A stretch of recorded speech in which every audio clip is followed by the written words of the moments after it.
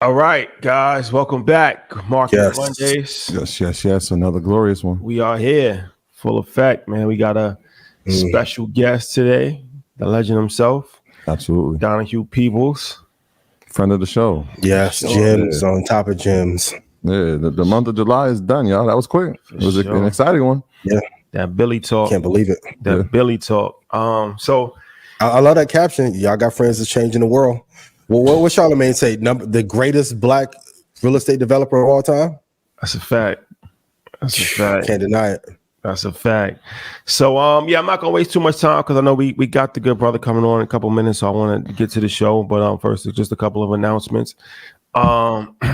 Chicago, Illinois. We will be in your area this Sunday, August 4th. We are doing an event with United Masters and Ally. Free event. This is going to be really dope. Pitch competition, panels, musical performance. This is, you know how we do, man. This is dope. This is free. So if you are in Chicago or surrounding areas, all you have to do is RSVP. Yeah. RSVP on our website. Space is limited. So please RSVP on our website and we will see you in Chicago. All the information, location, time, everything is on the website. Once you RSVP, it's free. This Sunday in Chicago, Illinois, come meet us, come, chop it up, come pitch your business ideas, bring your business cards, and let's get some money. Yeah, we're gonna have some of our friends in the building too, so that's gonna be exciting. We don't travel light, so we're gonna have a lot of people that can change not only your community but the entire culture. So make sure y'all pull up. It's a great opportunity, and there's money on the line, man. That's always a good thing. For sure. Steve Stout will be in the building. Shout out to Stout. And then we're gonna bring some other people too. So it's gonna be a good one. It's gonna be a good one. All right. And they get a chance to win how much?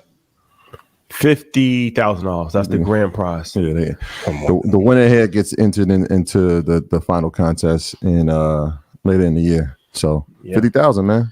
Yes, sir. Ski. And then this week, Poor Minds will be on Blackout. So shout out to Dre and Lex. That's going to be a dope conversation. Every time we get to talk to the ladies, it's always a good convo. They got good energy. And check out 19 Keys episode that's out this week.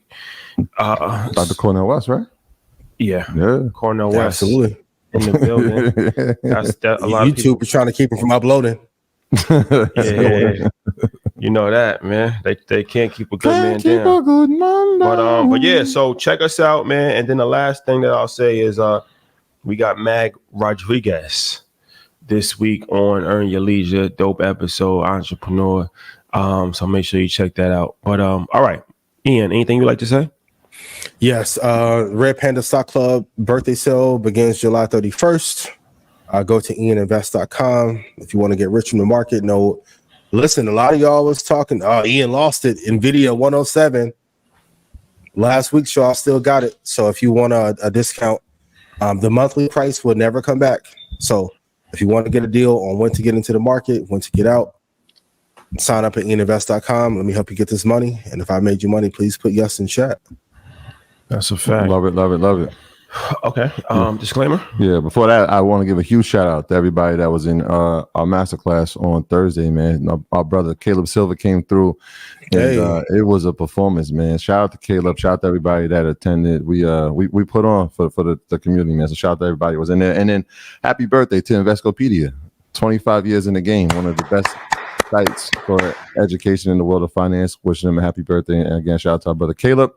But you know how this works, man. When we're talking about research, that's a good source. But in order for you to get there, you got to do your own research, right? So our content is intended to be used and must be used for informational purposes only. It's very important that you do your own analysis before making any investment based on your own personal circumstances. You should take independent financial advice from a professional in connection with, or independently research and verify any information that you find on our show and wish to rely upon, whether for the purpose of making an investment decision or otherwise. Continue to do the research, share the research, and spread love when you have it, man.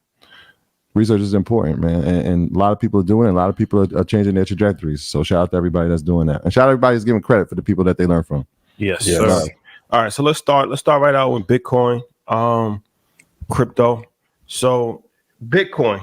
Do you see Bitcoin hitting another all-time high anytime soon? And after that, how do you see it? Is it going to pull back? What's going to be the future forecast for Bitcoin? To be very honest, there's no reason for it to have a tremendous catalyst. And after BlackRock came in and crushed the buildings and took it over, it's going to be a slower and calmer race. Of course, you have the Ethereum ETF, same situation there. It's going to gradually climb. I know everyone's waiting for us to get to 100,000. It'll be a while before we get there. But what I will say in the long term, and this goes to all stocks, I know some people want more information, but what's more important is having the right information. So if you're in Bitcoin, continue to hold. The institutions have had an impact on it. There isn't a great catalyst for it to go up right now. Depending on who gets in office, we may see a rally as a result. But Bitcoin has done incredibly well. I think if it pulls back to, I don't know, maybe 57,000, I would want to buy there, or on a quicker entry, if it got to 63,870, I would want to buy there. But I know people are talking about crashes and heavy pullbacks, but we haven't pulled back a hell of a lot yet. So I would say be patient, stay in the game, continue to add to it every month, and you'll be good. Yeah, for sure. And happy birthday in advance too. I know your birthday is on Thursday, right? Yeah, thank you, brother. I appreciate that. So happy. We was gonna get to that, man. Well, there's another birthday. No better today. time than the present. There's another birthday. You can't go there without doing Big facts. Ain't no time like right now in the shawty. Hey, guy, to everybody who be like, yo, what do you get the man who has everything? More everything. More everything. That's and it is your birthday Thursday. But he would be remiss if he didn't mention a birthday that is today. For sure. Happy birthday to my mom. Oh, what? Oh, no. I got to send mama a cash app. Shawty, I got you right now. Happy birthday to my mom. Happy birthday to my niece, too. Her birthday party was yesterday. Her birthday was a few days ago. So, yeah. Leo's in the building. Yeah, that is a fact. That is a fact. All right. So, okay. So, since we've went down so much over the last week, that the market kind of rebounded a little bit today, but traditionally, September is a down month. Do you still see that happening, or like how will the rest of this summer, August, September, play out for the stock market? August and September are great buying opportunities. Please put it in chat. I will not worry when the stock or investment that I want drops to the price that I want. Let's be very honest. SPY as much, and there's a difference between media reporting things for clicks versus real chaos. SPY went to an all-time high. It pulled back a little, and everyone's acting like we dropped 25%. It barely moved. Nvidia hit a high, went to 107. Everyone panicked. You have a chance to buy. So August and September will be a little bit tougher because of some of the geopolitical stuff. Blackout, we'll get to some geopolitical affairs that are happening. Oh, my God. Mayo, hold your head. But we haven't had this big of a drop. If we're going to be very honest, it's been barely, this is like light rain. It's not a tsunami. If SPY gets back down to 530, 599, you can look to buy them. But to go from 565 down to 537 is not that big of a drop. Please stop worrying. Everything is A-okay. Yo. You got something you want to say about the market? Apple up or down? Down. McDonald's up or down? Up. Tesla up or down? Down. He didn't see those earnings from McDonald's this morning. You missed out on the earnings for real. What does the man that feeds a tiger say? Man, for real. They had a nice little push up though after they bottomed out at 250. Yeah, 262. I think you're spot on. And this is part of what we talked about during the class was like, this is not cause for panic. We're talking about a pullback of 8%, not even nearly 8%. Barely. Yeah. We're talking about the NASDAQ and the S&P was down maybe 3 or 4%. This is not even correction territory. This isn't even, they keep using the word cyclical, and it's going into the smaller cap companies, and everybody's talking about, you should look at the Russell. But it's not lining up that way. In fact, we always talk about the summer months being a little bit slower and why volume is important and why we should look at that. And that's true. But I think what happens tomorrow and Wednesday with the Fed decision I think that changes things a little bit, right? Now the percentage is at, I think, 95% chance of a rate cut. And we're not talking about a quarter point. Now the likelihood is that it might be a half of a point. And so if that rate cut comes in September, that changes things. Right now, that would change some things. That's going to change some things. And so you might look at last week as an opportunity that you may have missed at this point. Right, when we saw some of these companies, when we saw Lilly pull back 15% from its all-time high, when we saw Super Semi pull back 45% from its all-time high, Nvidia was down 25% from its all-time high, Apple was down over 20% from its all-time high, even Microsoft. These companies that we talk about all the time, and you're wondering, should I find a spot to get into these? We said it, and I think you are a little bit more stringent on yours. You want to see a little bit like a 35 to 40% pullback. I was like 30% is a good number, right? 15 to 20 is really good. If I get over that, I'm really happy. But when you start seeing 40% pullbacks, this is an opportune time, right? So this isn't panic time. Find your position, find your number, your entry point, and then execute. I think that's the most important piece. It's like you can hear us talk and you can hear us say it, but when you look at your brokerage account, are you going to make the move? And it was an opportune time, and we'll see. Like I said, this week will be very indicative, obviously, with the earnings reports that are coming from those mega caps, Microsoft, Amazon, Apple reporting. It's going to be an interesting week. It's going to tell us a lot about how August will look and definitely how September will fare as well. Listen, Fashion Nova won't even send an email out if it's 8% off. Like 8% is nothing. Like when you get 15%, like you said, from Lilly, I get some of the political unrest right now. If Beyonce and Taylor Swift come together and do this fundraiser, JD Vance, boy, you may have to step down. It's gonna be tough for you. Hey, shout out to all of y'all who asked me about Palantir for 2 years. I do think Peter Thiel is one of the greatest financiers in tech history. But if you like Palantir as a stock, why don't you like JD Vance as a VP candidate? One and the same. I'm not a fan of JD Vance, but this is me. JD Vance. So, well, what do I know? We move on to the situation. All right, so we have a breaking news. Okay, so InvestFest, you kind of know the lineup right now, right? I've said it a bunch of different times. VIP night, we rolled out the lineup. I think it's our most impressive VIP night so far. We have Poor Mind, Shannon Sharp, T.I., Ian, myself, Monica, musical performance by Monica, Mappy, the violinist. She's a dope hip hop violinist. Terrence J, Kenny Burns, my brother Larry Morrow. We have Selena Hill, and we also have Mandy B. I don't know if I said her already. And we have, who else do we have? We have somebody else that I don't want to forget. Shannon Sharp for sure. We have a jam-packed lineup for VIP night, right? So here's the thing. Okay, this is the breaking news. So Blackout is a show that has been taking over the world, and we are doing our first Blackout live show at VIP night at InvestFest, and our first guest on Blackout that we will be having a sit-down conversation with. Drum roll. None other. Drum roll, please. Than Man of the Year, Shannon Sharp. Myself, and Ian will be sitting down with Shannon Sharp for an epic conversation.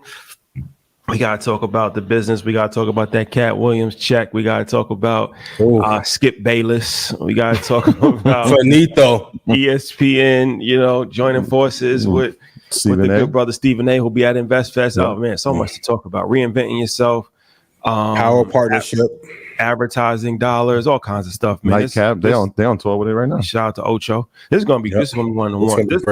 This is gonna be one of the ones, man. Shannon Sharp, man. Like I said, Man of the Year. Really can't hate on that. Like he's made his mark, and he's been on fire. So we will be sitting down with Shannon Sharp for VIP night. But here's the thing. So we've done these giveaway raffles in the past, and people was like, well, why you've only done general admission ticket holders? Well, we saved the best for last. This is it. This is the last one that we're going to do, and it's in conjunction with Terrence J. Terrence J is going to be the sponsor of this one. So anybody that buys a VIP ticket from now till Sunday, from July 29th to August 4th, and previous VIP ticket holders, you guys will be entered into the raffle as well. Okay. One person next Market Mondays we will pick. And so, all right, you know who's going to be at InvestFest, right? 50 Cent, Damon John, Stephen A. Smith, Lauren London, the Marathon Team, Wyclef John, will.i.am, Van Jones, Chris Lyons, 19 Keys, Ian Dunlap, Earn Your Leisure. The list goes on, right? D. Smith, the head of the NFL Players Association. There's a lot of formerly, but still, there's a lot of very important people there, right? Okay, too many. Okay, one person out of this raffle will win the exclusive all access golden ticket. What does the golden ticket give you? Okay, exclusive access. Ian, this is crazy. Exclusive access all weekend. All access, backstage. Oh wow! Everything, like you're gonna be the backstage access. Okay, the backstage access. I'm gonna let y'all know, and that's been cut down year after year. Yeah. Oh man, rightfully so. Yes, exclusive all access backstage pass. Right, opportunity to meet speakers and hosts, obviously, because you'll be backstage. Front row seating for InvestFest and VIP night. Access to all dinners, all the EYO dinners for the entire week. All dinners? Including the dinner? All dinners? Dinner. VIP access to all the parties, lifetime access to EYO University, and a special meet and greet with the legend himself, billionaire Don Peebles. Oh my God, bro. So, you know, what can you do? So if you get a VIP ticket, you will be, but that all access pass is very valuable.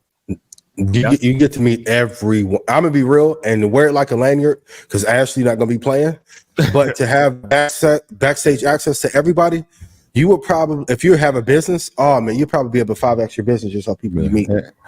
Everybody's trying to get their hands on those. Like people that hit us up and have said, "Yo, no, can I get one?" I spoke to Troy and Rashad. They said I could have the all access pass. I was like, no, it was a VIP ticket. Access denied. That was a VIP ticket. That's different. Access denied. This is the highest level. This is the highest level. We think it might be most benefit.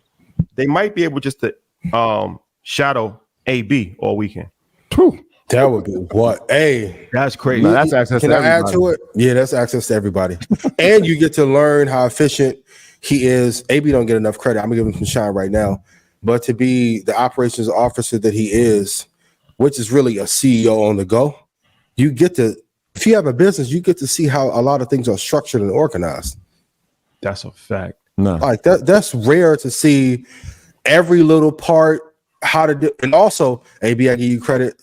He deals with the headache so well. That's a fact. That's a fact. So that's the highest level of access. So what do you think the value of that would be if it was just sold? Like, I would price it at 50. Yeah, 50 bands. Yeah, that's what I was saying. Just you know what? Let me add Stock Club for lifetime too. Yeah, Stock Club. Yep. There you go. There you have it. There you have. How long? If God bless us, we have blessed people. How long do they get to be in Stock Club? If they get AYLU for a lifetime, I'll put them in Stock Club for a lifetime. Stock Club for lifetime. Holy moly, guacamole. Update the flyer. Holy moly, guacamole. I'm just saying. Holy moly, guacamole. So, all right. Ladies and gentlemen, VIP tickets for everybody that says that we was neglecting the VIP people. You got to have patience in life. Mm-hmm. This is the most, this is the one right here. If you can win this, your life. Look, if you have all access to InvestFest for the whole entire weekend and your life doesn't change, it's your fault. That's a fact. No, that's on you. It's your fault. I don't get all access to Shadow AB and what? Then nobody has that access. Like this, crazy. I'm trying to think. Like now, it's like there's not a higher access than that. Chris Lyons. No. You should know who Chris Lyons is. Lions is. You got to know who these people are. So this is your opportunity to actually, so all right. And all these people are connected to even like, okay, they'll take Terrence J and look at him as an entertainer or host. No, he's a business mogul. Facts. Great person. Yeah. Relationship. Yeah, man. Come on. Bridger. He's a relationship bridger. We're working on something else currently with Terrence J that We'll explain later. we may not be done with this lineup yet. We'll explain later. We may not be done. We may not be done. There's more. It's a chance. Perhaps. I'm amazing. Hey, shout to Murder and Tyson. Murder called yesterday and said, Word on the beats. Yeah, he said we're outperforming the guy who he's paying to advise him. Murder, see you at InvestFest. I made some call. Hey, I need you to bring a few people. Murder on the beat, so it's not nice. I have an update about Blackout. Blackout. Oh man, Shannon Shaw. I'm really looking forward to. I'm excited about that. Can you tell us how that came together for like a great business? I know this wasn't planned, but I think it's important. Yeah, Shannon Sharp thing. Yep. That's through Adam. So Adam as a business, a consulting business, and we use him in Atlanta. And he's another one of these guys that coordinates talent and has a lot of relationships with different people. So going into InvestFest. So all right, when we come into InvestFest, this is some gems if you're interested.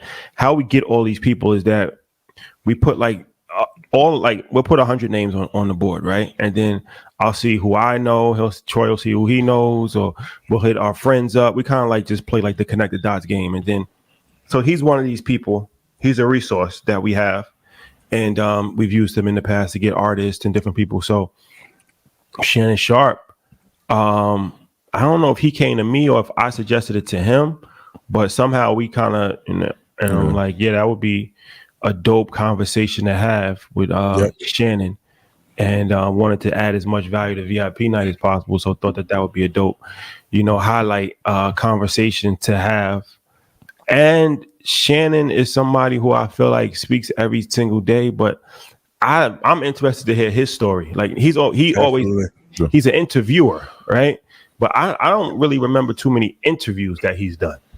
Nope. Like most of the time most of the time he's interviewing somebody, or he's just, like on First Take where they all just having a conversation. But I don't remember him sitting down, especially since this year has happened. I haven't really heard him sit down and like break down the business model, the marketing plan. Yeah. Like he's just said stuff here and there. Like he'll say like how much he made on YouTube, stuff like that. But I'm really interested to kind of hear his work ethic. Yeah, for sure. I'll tell you another little piece that you can add to it. Obviously, having friends and have relationships is important, but you should study the person, right? So like, it just so happens that when we're looking for Shannon Sharp, I'm looking at his schedule to make sure that it would be available. And he's on tour. Oh, the tour stops in Atlanta on the 22nd. Perfect. InvestFest is the 23rd. It starts. You're already going to be there. So now the ask is even easier because you don't even have to go anywhere. Like you're already on this tour. The tour doesn't commence until the 26th in another city. So there's a couple of days in between that something could potentially happen. So the yes becomes an easier one because you're already in the place. So anytime you're asking, look for the person's schedule, right? So if you're looking for 50, well, last time we were looking for 50, it was like, oh man, he just announced his tour. Well, he has one day off and it's the 25th, but he has to be in like Czechoslovakia the next day. So that might logistically not work. So check the person's schedule, do all the research before you even make the ask. Yeah, for sure. All right. Okay. So now that's exciting. That's a hell of an offer. Yeah. That's probably one of the best offers in InvestFest history. Yeah. Now, disclaimer, don't be weird. Please. Yes. We're gonna give you all access. Please don't abuse that. Yeah. Please don't abuse please. Because we do reserve the right to revoke your all access if you start to if you're being weird. If you're dangerous. If we feel endangered or you're being weird. Just play it cool. Yeah, just play it cool. Act like you've been there before. Right. Obviously, when people see Ab, they see us. And so that just act like you've been in that space before. Obviously, we're going to have conversations just because you're going to be around the situation, but Don't be. I'm glad you said that. Please. Yeah. It's important. And also too, with the pass, I know you're looking to build business. The number one thing you should be doing is making AB's life easier. So when you need the favor, it's easier to be done. That's a fact. Fact. That's a fact. Help everywhere you go. Help. That's a Yep. fact. All right. So without further ado, we will be bringing up our esteemed guest, Donahue Peebles. The legend himself. How you doing? Great. How are you doing? Great. Always a Thank you for being pleasure here. being in your presence, man. Great to be here. Yes. So legendary real estate developer and entrepreneur, author, family man, and just very intelligent person. Great person. You always answer the phone whenever we call. You've been on Earn Your Leisure. You've spoken at EYL University, and now you will be joining us for InvestFest. Looking forward to that conversation. So first and foremost, thank you for taking time out of your schedule to help educate the masses. Very, very, very important conversation. So thank you for that. Appreciate it. Great to be here. All right. So, okay. So we got a lot to talk about, but first I want to talk to you about real estate, obviously, because that's, you're always your bread and butter. I would like to get an update, if we can, on the project that you've been working. I know it's been a long time coming with this New York skyscraper situation, right? We met you 3 years ago, and you were talking about it, and I saw you on the Breakfast Club, and you was talking about it recently. So I just want to know, what is the holdup on this? Is it on the funding side, or is it on the political side? Is it tenants? Is it residential neighborhood issue? What's the roadblock that has been holding up Affirmation Tower? And that's going to be the largest, if built, the largest building in the Western Hemisphere, I believe. So yeah, what's the holdup right now? Yeah, it'll be the tallest building in the Western Hemisphere. It'll be the first major development. First skyscraper in the United States, and first skyscraper and then in New York City to be built by Black developers and a Black contractor. The holdup is not money. When we submitted our proposal, we submitted proof of financing. So it's all political. It's the governor of New York making a decision that this is something that they want to go forward with. It was a competitive process. We've responded to that competitive process. This is the second time around for it. The first time around, Andrew Cuomo was governor, and they were close to making a decision. He ended up leaving office. Governor Hochul came in and assumed the role as governor. And as a result of that, she went through and they canceled the process and redid it. We resubmitted to that, and we are waiting for the state of New York and the governor's office to make a decision on the selection of the developer for that project. So when you're taking on a project of that magnitude, obviously this is a big project. You still have things going on throughout the cities. How are we delegating the task, right? We're building the team around it. How are we delegate? Because it's not like you're waiting on this and you're stopping. Obviously this is on hold, but the process doesn't stop. You're still looking for opportunities throughout. So what is that process like for you guys? Well, look, we're very active developer, pretty robust. We've got projects in Boston. We got projects in other projects in New York City, Charlotte, North Carolina. We've got phase one of our Brooklyn Village development, which is in Uptown in the business district. And we are just finishing up site work there and look forward to starting to build the first building there, which will be a residential development, high-rise development there. And then we've got projects in Raleigh-Durham, Nashville, Tennessee, Atlanta, Georgia, and then of course Miami. And so we're doing those projects, working on those projects while we continue to make a decision, wait for the state to make a decision. And we've assembled our team. We've got the design team, the contractors, and the key members of the team to go and execute. But what would happen is if the governor and the state of New York ended up selecting us to develop on that site, then we would go through the pre-development work of getting, building, permits and construction drawings done. And that's going to take us about 1.5 years to do. And then we'd start construction, and the building would take us about 4 years to build, maybe a little bit longer. And it would be the tallest building in the Western Hemisphere. And can I just quick follow, is there a timeline on a decision that she like has to make it in? Like, how does that work? Well, they have a process with deadlines. All of those have come and gone, and we've met those, but they don't have a process for making a decision. They had an estimated time to make the decision, and they have passed that time period. So we're waiting to see what the state is going to do in terms of making a decision on the selection process. A two-parter for you. Number one, what can we do as an audience to help push this project to the finish line? And number two, when you're managing a portfolio so big, like how are you assessing risk and what are you doing to mitigate risk from any potential losses from anything that you have in your current portfolio? Well, I mean, one of the strategies for us is that we focus very heavily on the public-private space. And so what that means is that we're acquiring properties from states, governments, city governments around the country, and we don't take down the land until it's time to commence construction. And so what that means is that we can mitigate a lot of our risk in terms of owning the land and so forth, because we don't pay for it until it's time to commence construction. And so that's really how we mitigate our risk. So we're only going forward when, to start construction when the economic environments are correct. And so Charlotte's a very strong market. Interest rates are making it a little tougher than it would have been before. We love Atlanta, great market there, strong market, strong mayor there who's doing a good job. So cities like that. I mean, New York is a bit more challenging in some spaces, but new construction, is pretty attractive right now. So we look at based on what the opportunities are, but we mitigate risk by not starting construction on projects until all the things are lined up financially, and we normally don't own the land until we're ready to start construction. So that helps us mitigate our risk. And what was the second part of that question, Ian? How can we help? Yeah, well, anything that we can do in terms of us collaborating with our audience to help push this forward? Because this should have been completed already. So is there anything we can do to help you?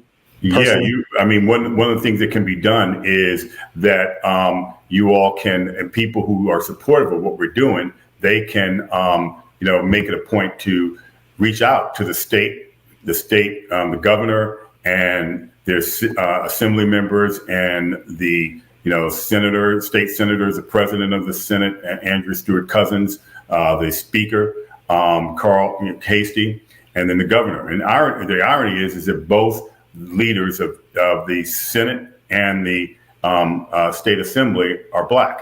So they should be pressing this agenda forward as well. And then also Eric Adams, who's been very supportive, to continue to encourage him to, aggressively advocate for this project. One of the things that we're also doing is Reverend Sharpton has been trying to build a civil rights museum in New York City to showcase those who have contributed to civil rights movement throughout our country's history, especially during the 1950s, 1960s, and beyond, and has not been able to find a home. So we are building a $50 million, museum for him at the ground level and the first few levels of Affirmation Tower for the Civil Rights Museum to be there. We think the symbolism behind that is incredibly important. We should build our own Civil Rights Museum. And so we're doing that and spending our money to do that. So supporting Reverend Sharpton and encouraging Reverend Sharpton to push hard. This is if we want to, as the old saying is, if you want to go fast, go alone. You want to go far, go together. We need to do this together. It's amazing to me that in all of New York City's history, there's not one skyscraper, not one, built by a Black developer, owned by Black owners, built by a Black construction company, or designed by a Black architect. That is incredible when you think about that in this point in time. And that's where we really need to be pressing hard, is on economic inclusion, which is why I admire what you all have been doing, which is pressing forward an economic agenda, teaching our community to be financially literate, teaching our community about entrepreneurship, supporting and encouraging entrepreneurship. This is an example of entrepreneurship, and it's a $3 billion project, and $1 billion plus of that is going to go to Black-owned businesses. So there's a lot of economic opportunity for everybody. And so we just got to press hard on this issue with regards to economic inclusion. And it's the politicians that are going to make this decision. So, you made your career in DC, New York, Miami, urban areas, right? So Yep. urban development. So what separates successful urban development from non-successful? Because we see a lot of, like LA, there's this abandoned building. I think the guy was from China, but they have graffiti all over it. He never finished construction. So, and we hear about so many office buildings in New York City right now that's vacant. So the urban landscape as far as real estate development is, I guess, you could win or lose, right? So from your illustrious career, what separates the winners from the losers when it comes to urban real estate development? Okay. Good question, by the way. So first thing is, real estate's a very straightforward business. It's a supply and demand business. If the supply is abundant, prices are down. If supply is tight, then prices are up, especially if demand is strong. And so places like New York City are supply constrained. It's hard to build. Most of the land is developed on. If you look at a place like LA, there's a lot of open land to be developed. And it's hard to develop in LA in terms of getting approvals and going through their process. Also, LA is very spread out. So it doesn't have kind of core employment centers or economic centers. And New York does. DC does. You look at Charlotte, it does with Uptown. You look at Chicago, and you look at San Francisco. So what's happened is LA has been hit like everyone else with a remote working and the other impacts of COVID. And the difference is that people don't even live near where they generally work in LA, and everything's stretched out. So it's going to be a bigger lift for LA to come back. New York, on the other hand, while office buildings, there's 100+ million square feet of office space, it's empty. That's the size of the entire office market in Washington, D.C. And however, while there's less demand for office space, there's significant demand for housing. And so converting those buildings or tearing them down and rebuilding with housing, so there's a use for the land and the product. And that's why we like urban development, is because it's where large numbers of people live and large numbers of people work, and they're economic engines. And so even with an unprecedented hit. So I think that one of the things that you want to focus on is investing in markets that are long-term competitive, where there's significant supply constraint. My view is that New York City, America's largest city, financial capital of the country and of the world, essentially, is going to bounce back. Washington, D.C., nation's capital, the most powerful nation in the world, will bounce back. San Francisco Tech and Innovation Center will bounce back. So those cities are the ones that have been hit the hardest. Then you have places like Dallas, Austin, Houston, and Texas, for example, where it's a very pro-business environment. You'll see growth there. No state income tax. Same thing with Nashville. No state income tax, pro-growth. You'll see more growth there. So you either want to invest in places where there's significant growth because the fundamentals like tax policy and business policy are sound, or that there's a opportunity to play a market cycle because they've been artificially depressed. Yeah. So does it feel like that's the solution, right? When you're talking about, we've highlighted it in the past when you're talking about commercial real estate and how endangered that was. And we spoke about that at Market Mondays Live at MSG. Converting commercial into residential is a process, though, right? There's zoning laws, there's permits. Talk about that, because does it work in your favor? Obviously, because your illustrious career, whereas a new developer or a new contractor, it wouldn't be as easy going forward with that, right? I would assume. Well, yeah. I mean, not all buildings are ripe for conversion. I mean, we've been converting office buildings for 2.5 decades into other uses. So we've got a lot more experience in doing that. And so that's going to help us identify the buildings that are actually, economically efficient to actually convert. And so that's one of the key things is not every building is ripe for conversion, regardless of its location. They're just structurally not able to, make that conversion. And one of the challenges, say, New York has, is that the buildings are so big, they would be massive undertakings, and that they would have too many units in one place. And so I think that's going to be some of the trouble. What is happening, though, is Chicago, D.C., New York, San Francisco, and other cities recognize the hit that they're taking in their marketplaces because workers are not coming back to many of these buildings and they're sitting empty. And so that means that the stores and the other businesses that benefit from the presence of these office buildings, those businesses are struggling or gone out of business. So they've got to incentivize new uses for those properties. And so they're giving tax policy and they're accelerating zoning changes and making zoning changes. Even Los Angeles, which is very difficult to build in, passed a zoning law that allows conversions for buildings that were built before 1975. You can convert them without going through a land use or entitlement process. So they're trying, and that should follow in the coming months. You'll begin to see more financial incentives at the local level, and then probably in first quarter, second quarter of next year, once the presidential election is over, you'll end up seeing federal tax policy that will incentivize conversions as well, with some form of tax relief for those types of conversions. Let's say if someone sees an opportunity in LA or Detroit and they want to get a group of investors together, what steps would you have them take to make sure that they are buying in the right area and that building will actually be a success and they won't go into debt by trying to acquire a property while the commercial real estate market is down?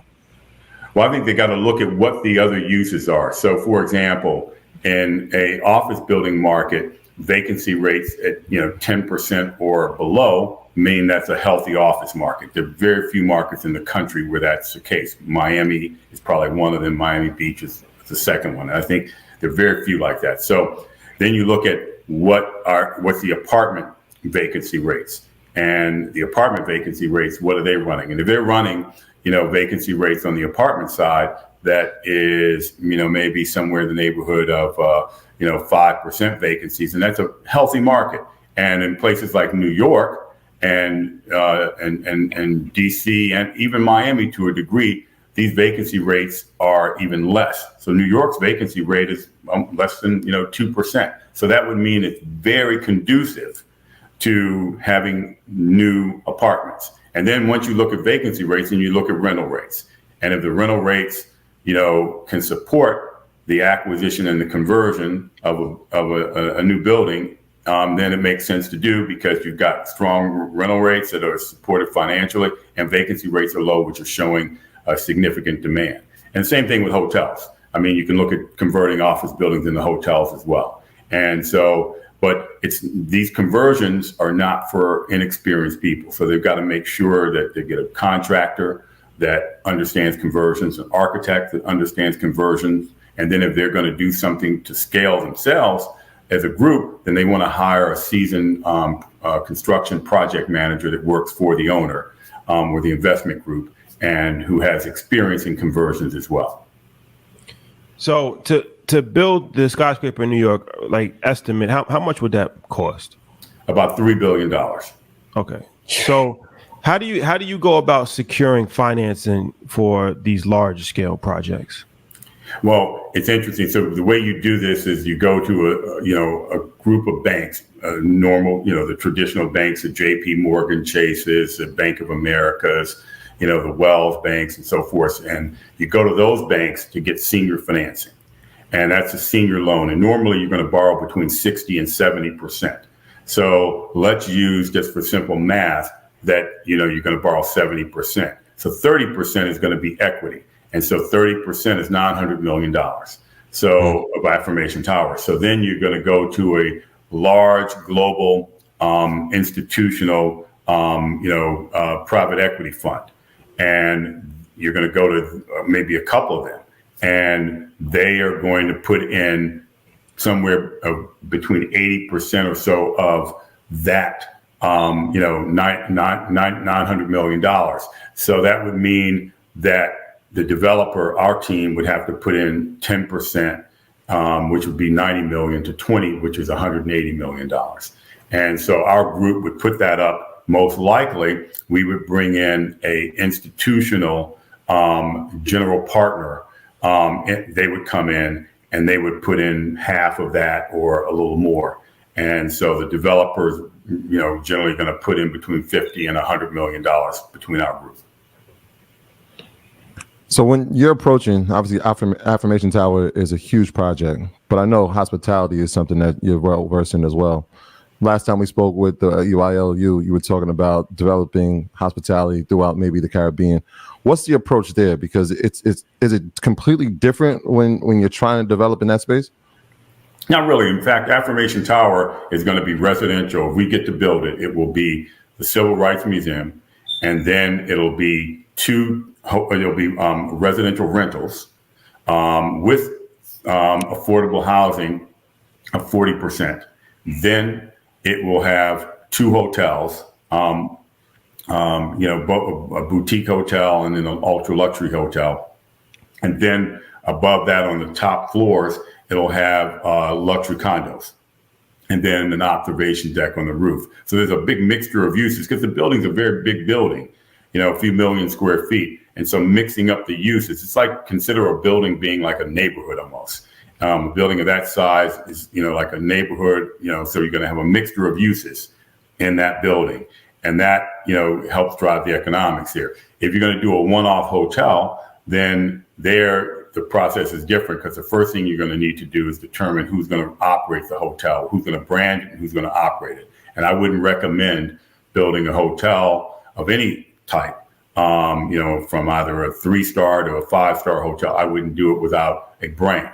And then given that, normally it's a real estate entrepreneur who is building it, then you want the brand to be able to manage the hotel too, or to hire a third-party hotel manager that specializes in managing hotels. So you get a company that does that. And then after that, the exercise is pretty much the same as building a apartment building or an office building. The only difference is that you have to furnish the hotel. So you add another level of complexity because you're hiring an interior designer and a furniture purchasing agent and the like, and the assembling of the furniture and the delivery of the furniture. And all of that has to meet the brand standards of your hotel brand and operator.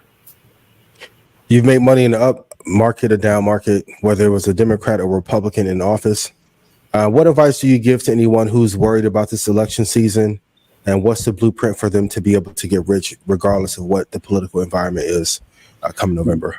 Okay. Well, look, America continues to go and evolve regardless of who's in office. And ultimately, from a business perspective, it's, there's certain policies that can affect business, and there's certain policies that can affect real estate. So a couple of them we talked about is tax policy, incentivizing by giving tax credits or a tax abatement for certain types of uses or converting office buildings. That would be a very positive thing that the federal government level could do, and that would originate at the presidential level. And I think whoever wins that is going to want to solve that. But ultimately, I mean, we're going to do business, and everyone should be looking at doing business regardless of who wins the election. And there are pluses and minuses to each of these candidates. And so one of the things I would encourage everyone to do is to look at, various policies. But this country has gotten through many different changes politically and has survived and endured and prospered. And people are making money under every political environment. And so it's up to the challenge of the entrepreneur to be focused on the goal and the objective, not the, like the noise out there. I mean, so at the end of the day, America endures. We've got a check and balance, a multi-check and balance system in the country, and not all policies that originate from Trump are going to be bad, and not all policies that Kamala Harris would implement as president would be against businesses. I think you'll see a more balanced approach with Harris in terms of workers' rights and business rights. I think with a Trump administration, you'd see more pro-business. What I think we should be asking all of them, both of them, is what's their agenda in terms of providing access to capital to Black entrepreneurs. I gave the keynote last Thursday to the National Association of Black Hotel Owners and Operators in Miami. And one of the things I pointed out is the history of affirmative action affirmative action was started in 1961. I was 1 year old when John Kennedy signed an executive order for affirmative action for government contracting. That's the first time that anything like that had happened. And the two beneficiaries of that opportunity were Black Americans and Native Americans. And the theory is that the country was built on land stolen from Native Americans and their culture essentially wiped out. And then Blacks built the country, kidnapped Black African slaves, were kidnapped, brought over here to build the country for free and free labor. And that lasted 249 years. And the country got a tremendous wind in its sails because of this free labor, and then 100+ years of oppression. So the idea is that the country owed Black Americans and Native Americans a debt for building the nation. And then Lyndon Johnson changed it a little bit and made it include national origin.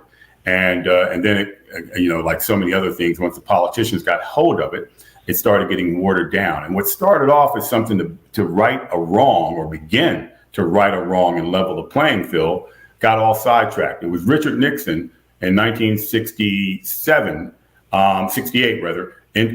an executive order again for the Office of Minority Business and for contracting for Black businesses. And the decision was because the country owed Black Americans a debt for slavery and the oppression. And that because of what our community experienced, we were not given the same resources to go and compete like there was a meritocracy. It was like having the Indianapolis 500 race. You got two drivers driving Ferraris. Both of them are as good as each other, but driver one gets to start off on lap 450 and driver two has to start off on lap 1. And so then they say, may the best driver win. And the only way that driver 2 wins is if driver 1 crashes and burns. That's kind of how our community has been treated. And so what we got to get back to, and that, I think why we're hearing this pushback on DEI and so forth, is it's too broad. Anybody who voluntarily immigrated to this country, regardless of what their skin color is, they came here for a better life and actually got it. But they came here voluntarily. So this country doesn't owe them a debt. They owe the country a debt. Our people built the country for free. These industries would never have been able to exist in this country if it weren't for our people. And so there's a debt to be owed. And so until we start, and we have been placed in such a disadvantage economically and educationally that it's nearly impossible for us to equitably compete without some righting of the wrongs. And today there's $87 trillion invested in venture capital and private equity, $87 trillion. And out of that, less than 0.25% is invested with Black-owned businesses. 0.25%. The Forbes 400 right now has 3 Black people on it. And if it were a equitable situation, then it would be 56 because our population is 14% of this country. So we don't have a meritocracy, and we need to be focusing our energy on whoever becomes president, that they got to move an agenda for us economically forward. If I can do a follow-up real quick, how do we make them do that when historically this country has only used us to build wealth for themselves and not include us in those conversations? I frankly think, and look, I want to preface this, I'm a Democrat, have been a lifelong Democrat, but I think that the Democratic Party takes our vote for granted.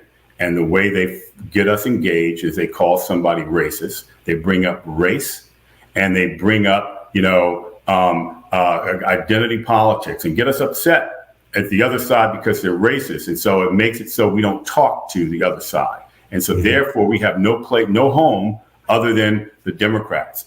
And as a result, they don't have to compete for our vote. And if you look at other key constituencies, they've gotten a lot of what they want, and you hear the Democratic politicians constantly advocating for it. So my view is that we need to be talking to Republicans, not just Trump, but every one of those Republicans is saying, asking them, what are they going to do to move our agenda forward, and be willing to listen to them. Henry Kissinger, who was former Secretary of State, one of the most applauded diplomats in America's history, he said that America had when it came to foreign policy, it had no permanent friends, no permanent enemies, just permanent interests.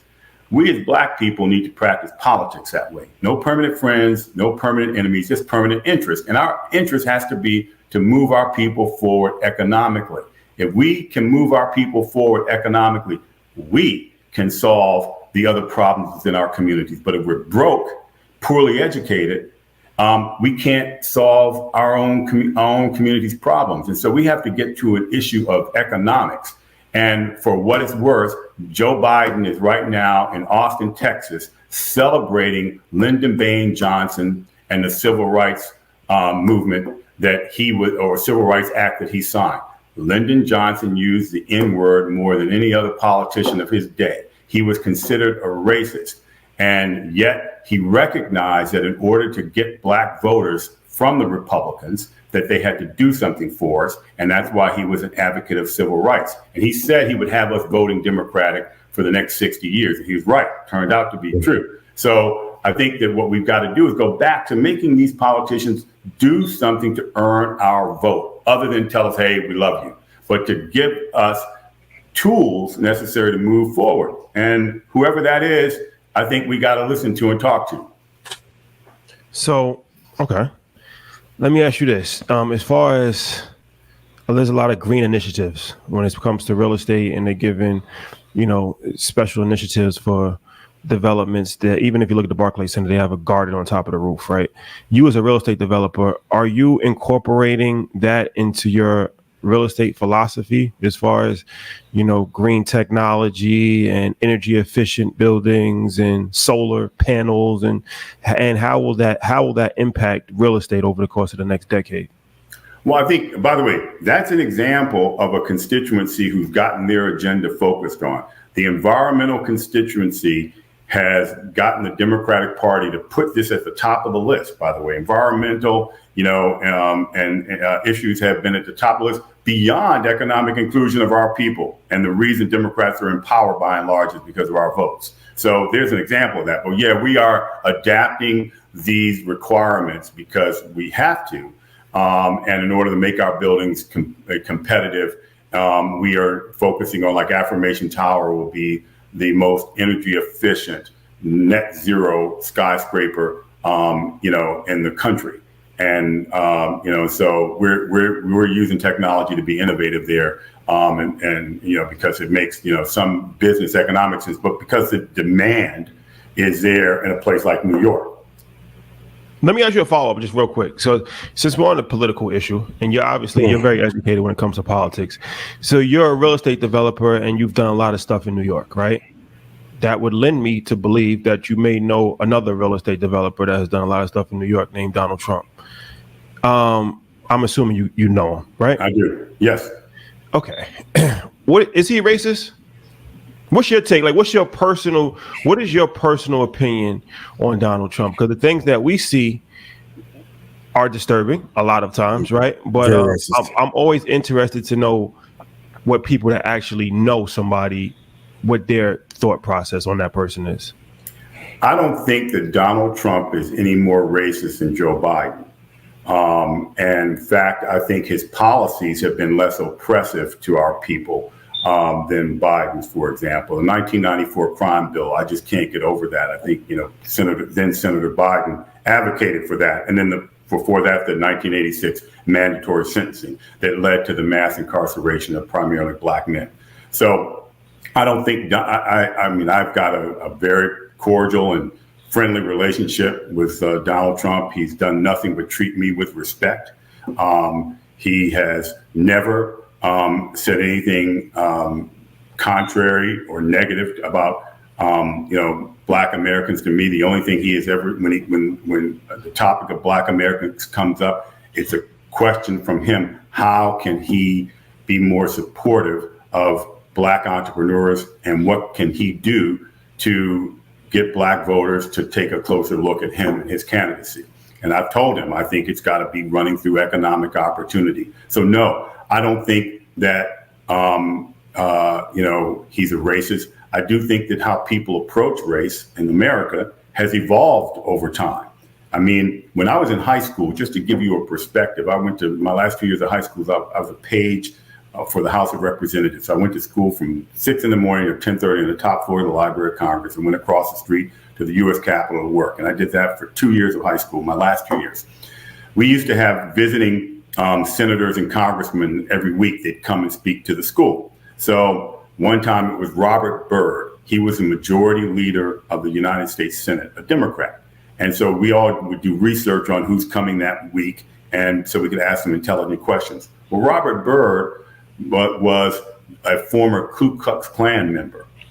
He was a member of the Ku Klux Klan in West Virginia, and he had become the majority leader of the United States Senate.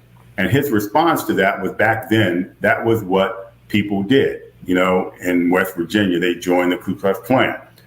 I found that to be, I don't think anybody disputes that that's a very racist organization, but he became the leader of the U.S. Senate and did that through the 1980s. So people, if the party lets him evolve, I just don't understand what this hangup is with Donald Trump. We should be looking at Donald Trump as a president who's pro-business. What will he do to provide economic opportunities for African Americans? His view of America and his view of us is dated. He's almost 80 years old. So his perspective is a little different, or a lot different, say, than others. But I don't think that he's an outright racist. I think that he is, somebody that if he wins as president, that we're going to need to do business with. And we ought to be getting him to talk about his policies before a vote, so we can have him on record as a candidate saying what he will do should he win. And I think he has a good chance of winning and being president again. And I think that it's important for us that we get to be able to have our agenda moved forward and not put it on hold just because there's a Republican president. Before 1960, before John Kennedy, black voters were Republican. Martin Luther King Sr. was a Republican. And the first Democrat he ever endorsed was John Kennedy. I do have to have a little bit of pushback. So he does not want to say sorry for what happened with the Central Park Five. His father historically was discriminatory, who he would let rent police immunity for black and brown lives that are taken by police. Now, I agree, him and Joe are probably on par. But is it fair to say that he's not a racist at all when he's clearly, he he took the Tea Party to the next level with MAGA, which I think is inflammatory, to say the least. So are you saying that you think they're equally racist, or Trump isn't racist at all? Well, first of all, look, the last thing I want to do is be, Donald Trump's advocate. But I want to say a couple things. One, the Central Park Five. Donald Trump had no impact on the outcome of that case. Those young men were arrested for a heinous crime, tried and convicted in an unfair criminal justice system. But up until that point, the perception was that was a fair system. And they were convicted, and then Trump advocated for the death penalty for a heinous crime that people were convicted of. Well, I don't believe in the death penalty, because for the very fact that had those young men been executed, they could not have been released, and a mistake made, and it cost them their lives. So I think he was wrong to advocate for the death penalty. But Joe Biden, with the 1994 crime bill and the 1986 mandatory sentencing guideline, is responsible for 500,000 plus young black men incarcerated and their lives ruined. So I think and he actually was a champion of the laws that created that mass incarceration. So I think that is a very different thing, rhetoric versus actual action. With regards to, what people's fathers do, so we could eliminate most white Americans in this country if we held them accountable for what their parents have done. By the way, Joe Biden is yet to apologize for the 1994 crime bill. I agree 1,000%. Yeah. And he should have, and he didn't. And so I think that, and look, I think that, I think some of his police policies are wrong, and they are oppressive to our young people. But a part of why our young people are even involved in the criminal justice system is this lack of opportunity. This country has deserted us when it comes to economic opportunity. And we've got to do whatever is necessary to bring economic opportunity and educational opportunity to our young people. What you all are doing in terms of financial literacy to our people is one of the greatest services that you can do for Black Americans, educating our people about economic policy. This is a democracy, but it's a capitalistic democracy, and our democracy rests on the pillars of capitalism. So if we're outside of capitalism, we really aren't even participants in our democracy. So I think that's got to be our issue. And so do we want to alienate and not want to do business with Trump if he wins? If he loses, you move on and we do business with Harris, and we got to hold her accountable. But if she thinks she's got us all to herself, she's focusing on the other persuadables, if you will. We need her to focus on an economic agenda for our people. And she has some issues with regards to incarcerating Black men. A smaller number, by the way, has been way overstated. But in terms of like putting young Black men in jail for marijuana possession, nonviolent issues here, people the Republicans have been saying it's tens of thousands. It's less than 2,000. But and then of those who went to jail, it's about 20%. So all wrong, but not in the magnitude. But I think we need everybody to compete for our vote, just like everybody else does. I agree. You can't be emotional. I agree with you. You can't be emotional in business and in politics. And like you said, if racism was a disqualifying factor, then we would never even have a president other than Barack Obama for the most part, right? So you got to take emotion out of it, and you have to deal with people and have to hold every single person accountable, and you can't get caught up in emotions just because you like one person or you dislike another person. That's vitally important, I think. Well, before you leave, I want to ask one last question, and this ties into InvestFest. If somebody is out there on to come up real estate developer, they want a JV, right? They want to work with you, or they want to bring an opportunity to you. What would be the best way to go about it? Because like in an environment like InvestFest, and not just yourself, but there's a lot of very successful people, and there's also a lot of people that are just graduated from college, right? Or and they might be very bright, but they might not have the expertise. And a lot of times people, they want to connect with somebody like yourself, right? They want to network, but they don't know how to go about it, right? So if you're looking to work with a young real estate developer or investor, what would interest you as far as a JV or something that would, you would actually look at and take serious? Well, I think the first thing is that we a strategic location in a market where we're doing business. So and they can go to our website and see where we're doing business. And then two, bringing us a deal that's economically viable, that's kind of to scale for us. It'd be hard for us to do a small deal. We're just not cut out for it. But a larger deal that would be where the developer is, earlier in their career, has some experience, a little bit of experience, either working for somebody else or doing something small themselves, but they've got a bigger deal that they need some help on, then bring it to us. And we would definitely take a look at it. And they can send it to us by email.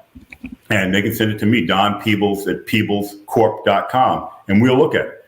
And we'll get back to them. We make a real strong effort to look at everything.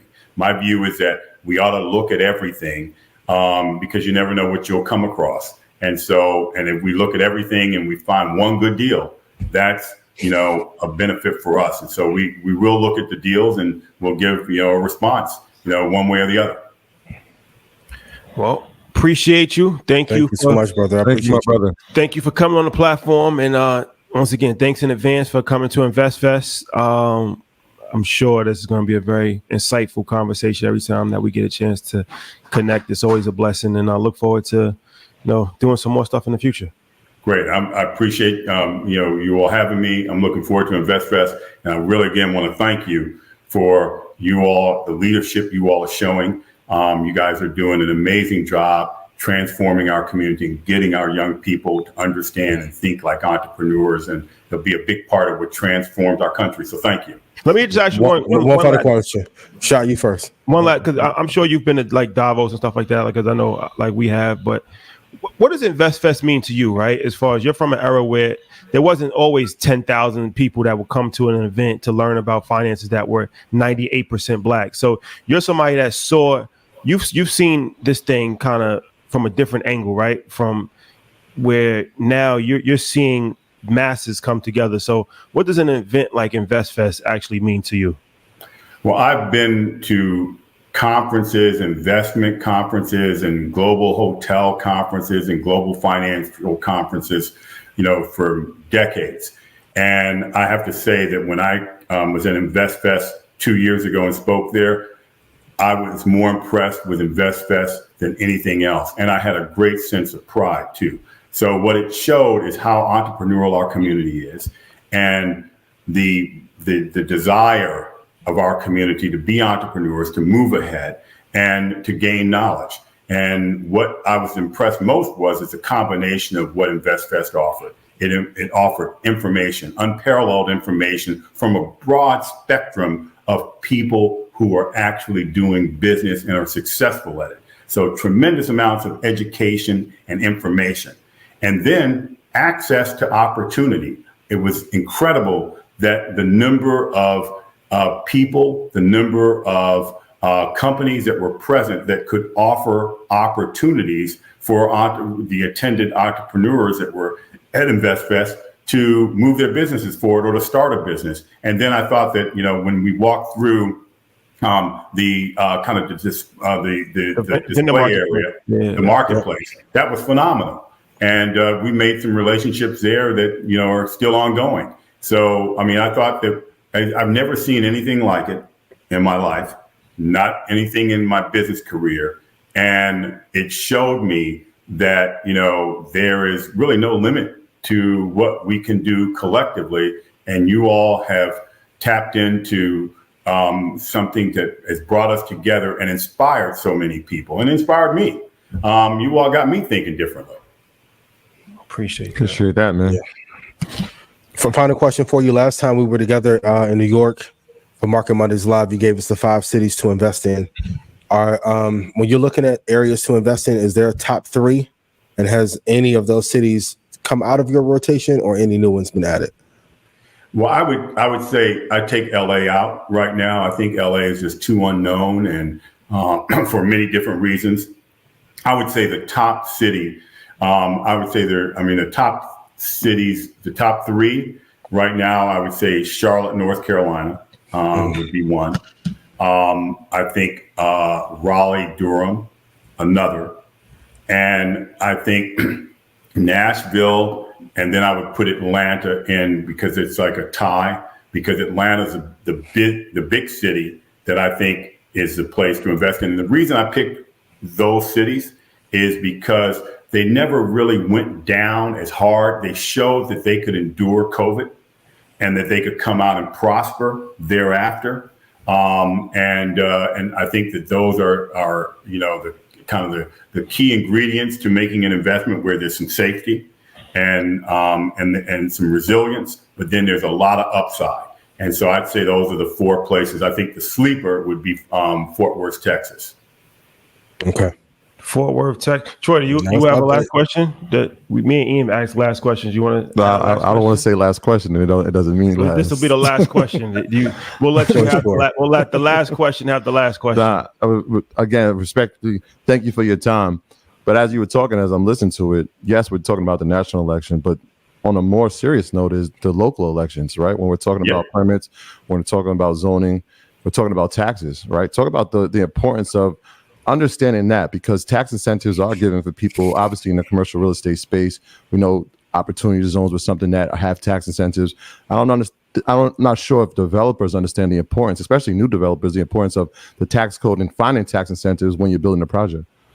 Absolutely. So, for example, with affordable housing, DC has had one of the best, most innovative affordable housing development programs where they award tax credits. But in addition to that, they have bridge financing and gap financing.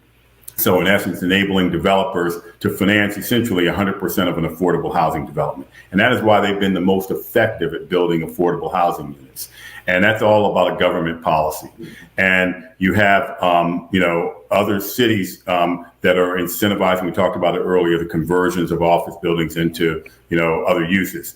So there are many cities that have policies now that are incentivizing that. And so land use and economic policies for real estate are really driven by and large at the local level.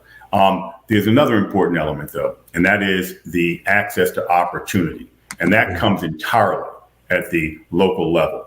So going through and buying city-owned property, getting awards of the tax credits, getting awards of the subsidy. That is a public policy generally driven by the mayor of the city, or the city council, but mainly the mayor. And so the mayors can create great opportunities for, entrepreneurs, especially Black businesses. If it wasn't for the mayor of Washington, D.C., Marion Barry, I probably wouldn't be talking to you because I got my first opportunity from him and from his administration. So, I think that, Eric Adams is working hard to try to create more opportunities for Black businesses. He got an unexpected, curveball with the migrant crisis, but he's working through it. And I think that, he has certainly been focused on expanding opportunities. And I think that we all ought to engage with him to get him to do more and to help him do it.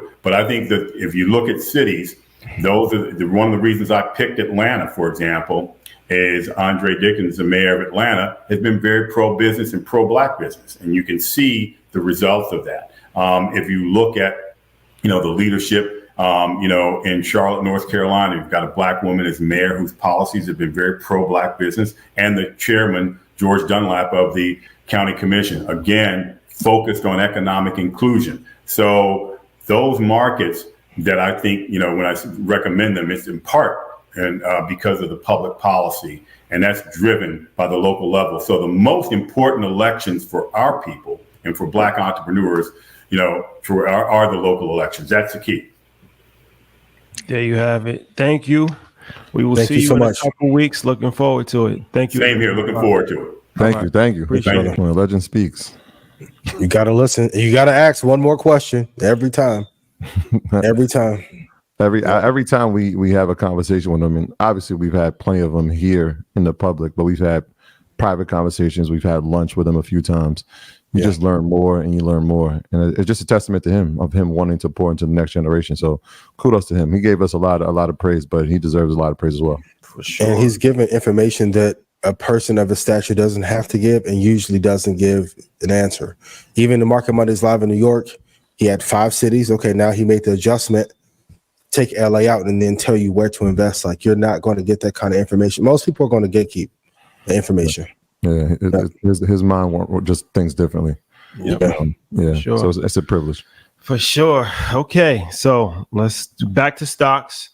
Nvidia, and you called Nvidia 108 a few weeks ago. Yeah, and it hit the number last Thursday or last Friday.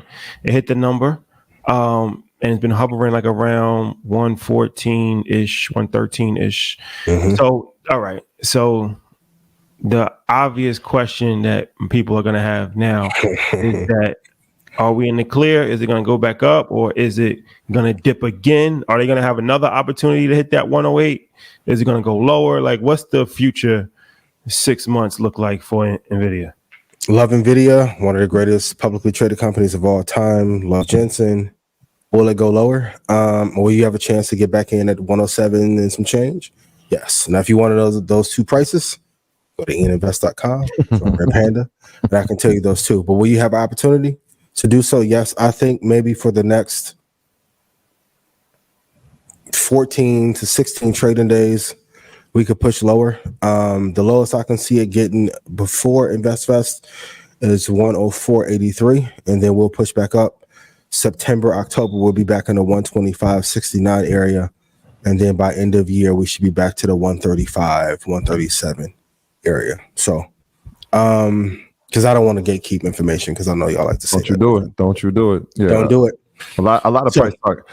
Yeah, a lot of price targets have been hovering in that 140 to 145. So definitely see it going there. But this is the opportunity. I think what we see tomorrow inside of the QQQ, so that the tech sector will be indicative of the movement, right? That trend, because Nvidia obviously hasn't changed; it's still in demand. Amazing company. In fact, when we heard Elon speak last week, he missed some of the marks when his earnings report came out. But what he did give high praise was to Nvidia and the demand that they have, and the fact that they'll have to be using them, even though while they're trying to create, and it's going to take years for them to compete at that level, they still have this dominance. And so, yeah, they're still great.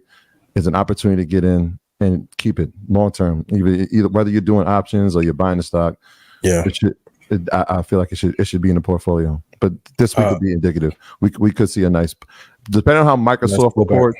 Yeah, I think, which will be good. I think Amazon will be important. I think they're gonna have a blowout quarter as well. It's an important week. And then circle your calendars.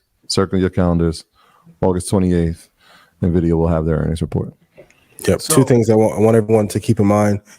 Of course, how much the stock has risen since February. It went from $49 price adjusted to a high of $140.76. Is due for a pullback. Rule number 2, you can put your Fibonacci retracements from high to low. The 78.6 line has it going to 110.97. How I got my calculation was not that, but I think those are 2 ways you can look and see. Okay, we went up an amazing multiple, even after it went up a lot last year.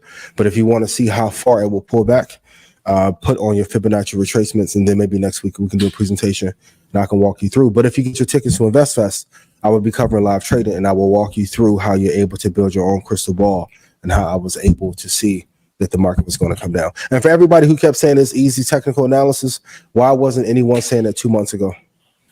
Yo, just let me have my moment. I ain't been charging y'all. I ain't been running ads or nothing. But 2 months ago and a month and a half ago, no one was saying that it was going to drop to that level. Now, if I told y'all the real level I think it's going to drop to, the internet will really be on fire. So, does the number start with a 9? Yes, sir. I got a 9 in my pocket. I'm lying. Yes, sir. Can I have my crystal ball back? I ain't gonna say nothing. We might be thinking the same. Hey, at the same time. So, shout to Jensen, shout to Nvidia. Amazon is still on a tear, but the summer months are usually rockier. So, I haven't blacked out in a while like that. Power in Paris. Shout to LeBron. LeBron looked like he was a founding father of NBA basketball. Captain America. Big facts. But all stocks are going to pull back, and especially after a split. One of the things, another homework assignment, how much post-split does a stock usually drop before it takes off and goes up another 300 to 500%? It'll help if you do the analysis. And don't let Edwin outwork y'all. We do every homework assignment, show up every city. Come on, man. That's going to be tough. He probably got to get an award this year. That's a fact. Yep. That's a fact. Okay. Okay. So we Don Peebles. So how do you feel about his commentary on politics? I love Don Peebles. As soon as Nvidia went to 107.77, God gave me dengue fever, so I can be calm for this moment right here. So y'all don't have to worry. I get what he's saying about you need to talk to both sides. I agree with that. I do agree that we can't just give our vote away. But to say Donald Trump isn't racist is just a flat out lie. I don't think we've seen a person be as comfortable being racist publicly probably since David Duke. And I think I may be aging myself. Well, with that. Elon Musk is up there. Oh, big facts. Yeah, for sure.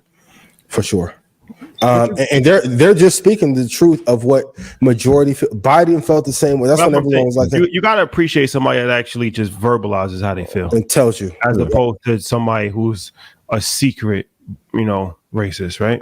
I'd rather know what I'm up against, what you're dealing with, thinking that you're my friend, and then behind closed doors, this is how you really feel about me. I think he kind of, he didn't say blatantly that he's racist, but he said something very interesting inside of talking. I'm speaking of Don Peebles. He said his outlook on us, the perspective, is outdated. Right? So like how he views us, obviously from 1989 to now, has never really been updated. And so those viewpoints could still be the same. So is he racist? my viewpoint, yes. What Don was saying, I understood it. I understood it completely. But inside of that, that line, it kind of stuck with me. He's outdated in his perspective, and he's an 80-year-old man. And we know plenty of 80-year-old men and younger who have similar outdated viewpoints on our society and our culture. Some of them work for hedge funds, and I won't say their name. This is true. We got to call a spade a spade. Trump's racist, Biden's racist. And I know for a while when we were growing up, the thought was, well, racism is going to die out. And that's why I brought about the point of his father. The fruit doesn't fall that far from the tree. Elon, amazing entrepreneur. This is how you do fundamental analysis. You do the strengths and the weaknesses, the positives and the negatives. Elon, amazing entrepreneur, surpassed every goal that anyone had for him by far. Also, one of the more heinous people that I've seen attack our people. This is from what I'm being told for people who work at Tesla, not what I read on some message board on Reddit. I mean, I think that, once you get to that level of like a billionaire or 500 million, you take emotion out of it. I feel like emotion is used to rule the masses of people, right? But the highly intelligent people usually have low levels of emotion. This is whether it's white or black. Steve Jobs, Elon Musk, these people are like emotionally detached. So even when Don Peebles was saying like, it's about holding people accountable, right? Like, even though like I might like somebody, but I still got to hold you accountable, right? I think from his perspective, it's like, look, you got to have a conversation because you don't really even have a choice not to have a conversation, right? Mm-hmm. Like you can't not have the conversation. You got to have the conversation, but what are you having a conversation about? Is it just about emotion, or is it like, this is my agenda, I want this agenda passed? You don't have to like somebody to do business with them. That's what we have to, but that's what we have to learn.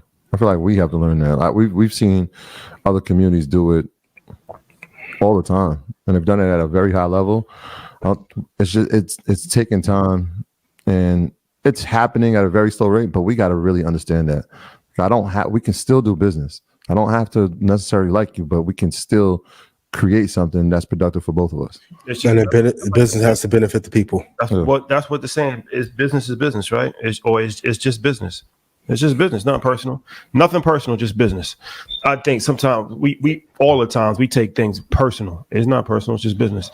So Kamala. But when Trump, I mean to cut you off, but when the lady gets killed in her kitchen, when they could have tased her. Sonia Massey. Yesterday was actually her National Day of Mourning for her. So rest in peace and condolences to her. And there's no outrage. This happens every election cycle.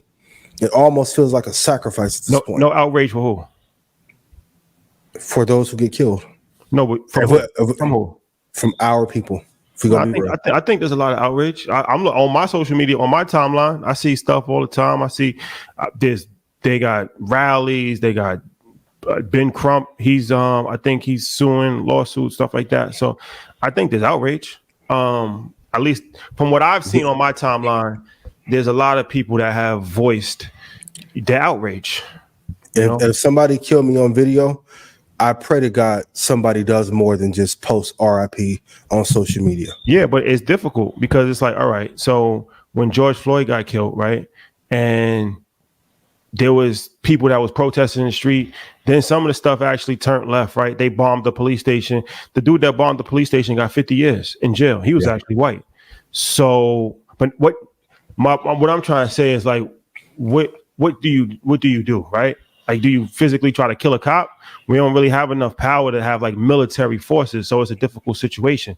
It's like Palestine, right? Like 40,000 people die in Gaza, 40,000. They don't have, what are you going to do though? Like, you know what I'm saying? Like, if you feel outraged about it, people say like marching doesn't help, but are you going to take up arms and start a revolt and end up either dead or doing 100 years in jail, and then 2 weeks later the world goes on anyway? Like, you know what I'm saying? You gotta be strategic. I feel like you gotta be smart. We don't have Claude Anderson. We need you on the show. We've been begging from an economic standpoint. Yeah, and then but we spoke about that. Right? Yes, on top of it, and don't take the money when they give us the ransom money for the kill. And most of the DEI, shout out to the music industry, y'all keep raping and pillaging. I'll muster up some energy for this. Universal Music Group, y'all pledged all this money to artists and never delivered any of the fucking money after George Floyd got killed. Then y'all took all the money and rolled it into AI so you can take black voices and make remixes of Drake and Weeknd. Well, how many of the large market cap companies did the same? Majority. Yeah. So I mean, I feel like, all right. So how do we fight? Right. Let's once again take emotion out of it. So we don't have enough power to fight physically. Like with revolt, that's not going to work. That's a suicide mission. Marching, we have already seen that doesn't really. It can help a little bit. The court system, I think that Ben Crump and them is doing a good job as far as fighting in the court. But even that is. So what power do we have? We have financial power on a certain level. Yes, we do. So, okay, so that's one way we can go about it, right? Do we have enough discipline to just stop buying Teslas altogether because we don't like what Elon Musk is doing? Probably not. Do we have enough discipline, right, to stop going to X, Y, and Z company? Probably not, right? Because we ain't really have enough discipline to stop wearing Gucci. I agree. So if we don't have enough discipline to stop wearing a luxury item that we don't have to have, it's going to be difficult. It's economic is educational too, right? If you're not even aware of it, right? Like somebody might be in uproar about DEI, Microsoft completely obliterating the department, right?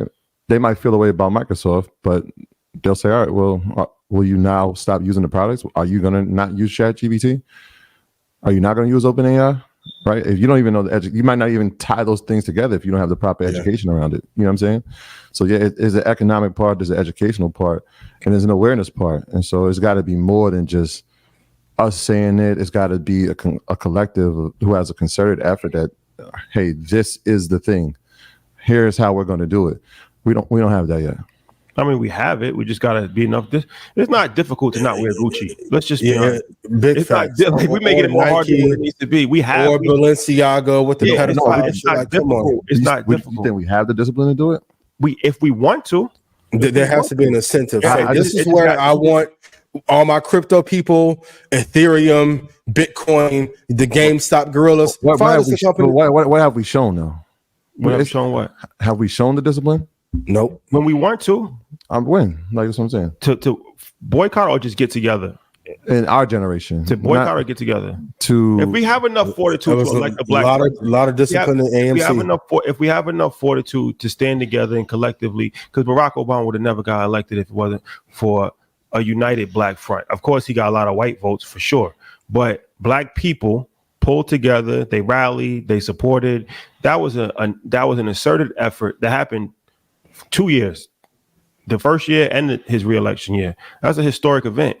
People would have never thought. Like he just said that the head of the KKK was actually in Congress in the 1980s. Mm-hmm. Was the head of the Congress of 1980s. So 20 years later or 30 years later, we have a black president. So I think we have the ability to do it. We just have to choose on what's important and what we want to support. But I think that I'm not even sure if that's it is an example, but that's an example of, I'm not even sure if people were educated, right? If they ask you, you're voting for Barack Obama, what do you think the answer would be? Yeah. What would it be? Yeah, I'm voting for him. Why? Because he's black. That's it. But that's all you need. But he was the most qualified as well. They'd be like, okay. I'm not denying that either. I'm just saying like that's the simple. We don't need to know why boycott Gucci. Why are you boycotting Gucci? Because they put fucking blackface on a gorilla and this shit is racist. That's it. You don't need to have you don't need to know who the president of Gucci is, and you don't need to know the quarterly reports. Right. They did some racist shit, and we're not gonna wear them until you see your favorite celebrity still wearing it, right? And they're like, I'm not doing it. And the person that the 16-year-old kid who looks up to, and no disrespect to Floyd, but they look at Floyd and he's like, nah, I'm not. Why? They never did nothing to me. You see what I'm saying? So the education is important, and the awareness is important. But I think it's a 3-step approach. We got to find a company that's short to bankrupt to let them know, if you play with us, we're going to put your company out of business.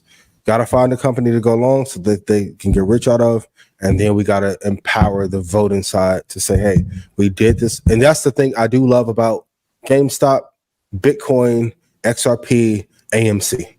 It was the people versus the hedge funds. Now the hedge fund guy was playing it. But the action of Nike, if you don't do something about this police brutality, we're never going to buy a pair of fucking Jordans again. We'll wear Crocs for the rest of our lives if you want to play. Short the company. Company's already in shambles. It won't take much. It won't. Put in chat, which company should we short to let them know that we're not playing? Which one can we go long? Great. So when they did that, right, and they stood with Kaepernick, how did that work out for the business? They didn't. It worked out well for Nike. It worked incredibly well, but they didn't stand with him. Yeah. No, Nike did stand with him. They had a whole campaign for him. If they stood for him, they would have called Goodell and said, "Put him in the league." Well, I don't care what y'all do. If I got pandemonium fest, I don't care what y'all do. Y'all gonna be on what stage. was the theme 2 weeks ago? Nobody's bigger than the program. And I keep saying that's not true. All right. I got a whole dissertation. Nobody is as in a singular person. Also, a popular slogan that reigns true is that power is to the people, power is with the people. So the people is always bigger than the force when they realize their collective strength. That's how revolutions happen. But the problem is that the people never really collectively look at themselves as strong, because it's like an ant. An ant is never going to be stronger than an elephant. But if it's a million ants together, now you start to look at things differently, right? A million bees, now you get hit by one bee, doesn't mean anything. You get swarmed by 1,000 bees, you're gonna die. The hornets is over with. You're gonna die. These companies are not doing as well, like they're reporting they're doing, to be able to withstand 150,000 of us shorting the stock and actively saying, don't buy this product. Can't withstand it. Yeah. You think that AMC short squeeze or something. Power to the people, but only if the people realize that they have. And you guys did the episode on the police bonds. Like, this is a financial issue. So if each time one of these happened, if a police officer had to pay $300,000, or if they knew Vanguard would do certain things, it'll change overnight. But that's what he literally just said, though. That's what Don People said. As far as like, he's saying that as a collective, we need to hold the Democratic. He was maintaining the Democratic Party because that's who we vote for. We need to hold, but you could say both parties. We need to hold politicians accountable, right? If we come together collective, then he's like, and other groups have done that. He brought up the environmental group. But you can name any group, right, where they push their agenda and they hold the politicians accountable, and the politicians have to cater to said group. Mm-hmm. So we have the numbers, right? It's a matter of having the money, having a unified front, having a agenda, and pushing the agenda. That's it. It's not too. We think we're making it more hard than it needs to be. Troy, I hear your brain turning. What's the objection? I'm not objecting. I think it's the same. I think it's a different way of saying the same thing, right? Like, if we understand, number one, what the objective is, number one, we're aware of it. So that's the education part, right? And the awareness is now there. And we have to have the discipline to say, all right, this is the thing. Do we have the discipline? I just think we haven't shown the discipline. Yeah. More times than not. But then he also brought up a good point when he was saying that they use racism as a thing to rally us, to get us emotional. Like, so, okay, he's a racist. Donald Trump is a racist, vote blue. But what does that mean? It's not enough. Yeah. What does that mean? Like, you know what I'm saying? Like, no, that's not enough. Like, okay, he's racist, but see, now Kamala's running, so it's a little different. But when Biden was running, you could have been like, well, Biden's a racist too, right? If you believe that. You can't say that about her, but I'm saying you could say like, okay, like he's a racist too, so you can't just get me with he's a racist. But he's trying to say like, just saying that he's a racist or Project 2025 or they're going to take away your rights. Well, okay, that's not a good enough reason, right? Yeah. What are you going to do for me? As opposed to saying how bad this person is, how good are you going to be to me? And that's the thing that we always get caught up in emotion. Like, oh, we got to vote against this person because it's going to be the end of the world if he becomes president. Or he's such a bad person that I have to vote against him. Those might be true, but that's not enough. That shouldn't be enough. Dude, there's a next layer. the first layer. That should be the first layer. No, I'm saying, so like you'll hear this like it's a threat to democracy. Well, like somebody who doesn't even understand what that means. Yeah, We never, You got it. You know what I'm saying? and we You're don't live in racist. a Well, true democracy. tell me anymore. how- had democracy. That's what I'm saying. Like We live in a republic. But it's a great. It's a cat. You've heard the slogan. But that's what I'm saying. Yeah. So I just think now I don't want to harbor on this too long. But long story short is we can't just keep falling for the world's going to end. Just vote for this other person, or he's a threat to democracy. Vote for this other person, or he's a racist. Vote for this other person. No. This is what we're going to need from you, right? We're going to need some economic incentives. We're going to need this. We're going to need that. This is our agenda. We need a full plan. Yes. This is our agenda, and these are the things that we need. Keep the emotional stuff aside. Project 2025, all of that. What are you going to do? What are you going to do? I don't care about what they trying to take away, because we never had nothing anyway. You can't take away. You can't lose what you never had. They say the average black wealth is going to be $0. So what are we going to lose? If you don't have anything, what can you lose? It took And us for all- to get to zero. Yep. And for all of y'all who keep saying you guys need to show support for Kamala, I'm gonna be super honest. Rashad was the first Kamala. I'm sorry, Queen. Kamala. Rashad was the first person I knew who was advocating last year for her to be president. We met with her last year. So all that y'all the lies didn't work. So y'all wanted it. Well, they're MAGA now because taxes and dog. We got enough money. The taxes part don't matter. But we still need to know what is going to happen if we give our endorsement and support. We can't just keep giving it. That's a fact. I'm not giving it to Trump. All y'all want to do, y'all pro-Trump. I've never been pro-Trump in life. Quit saying that because y'all can't beat me at the stock market shit. It's not working. And if I was, boy, I'd be up $100 million a year cooning like Candace Owens do. At least. All right. Is that all? At least. Business is business. Free thugger. Where do you see the S&P 500 going? I want to be controversial. 200. No, I'm joking. Shit. Flip that up. I think worst case scenario, if we enter a crash, it'll go to 482. I don't think we'll get that low. But I think a good entry for 482. Yeah, Okay, at the bottom side. Gotcha. A good entry point would be like 534.49 to go long. But in about 2 years, I have it going to 628. So Yeah. S&P is going to be fine. Like regardless of what happens with war, political agenda, who's in office, Senate, Congress, world war, geopolitical threat, famine, feast, low inflation, high inflation, they're going to recalibrate that S&P 500 to be able to do well. That's why I keep saying hold for the long term. A lot of and I got a great question from somebody on Twitter. Once we get past 2 index, what do we do? I can argue after that there's nothing to do, because if you truly believe in the powers that be structure, Vanguard and BlackRock are the powers that be. They control the S&P, them and State Street and Citadel. Cool. There's nothing else to do but buy more shares. Too often, we want to keep remixing and doing something different opposed to piling on to what works. I'm gonna add to that because I think when we were in the class together, I told you that there's a little remix that we could do. So when I saw that, I was like, all right, perfect. This would be a perfect segue for it, right? 2 tech, 2 index. That's obviously been the strategy. But like, obviously, if you have the 2 tech companies, great. You have 2 indexes that kind of covers all of them, and it gives you exposure. But the ETFs, right? Like this now might be a time where it's like it's sector specific. So if you're 2 tech with Apple and Microsoft, well, does that mean you don't have exposure to Nvidia?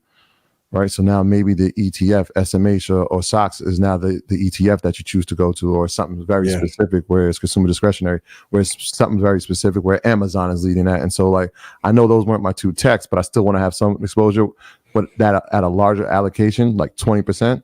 So the ETF might be another part of that portfolio if you already got the 2 tech, and you don't want 2 index, and you don't want to have overexposure to like a single equity.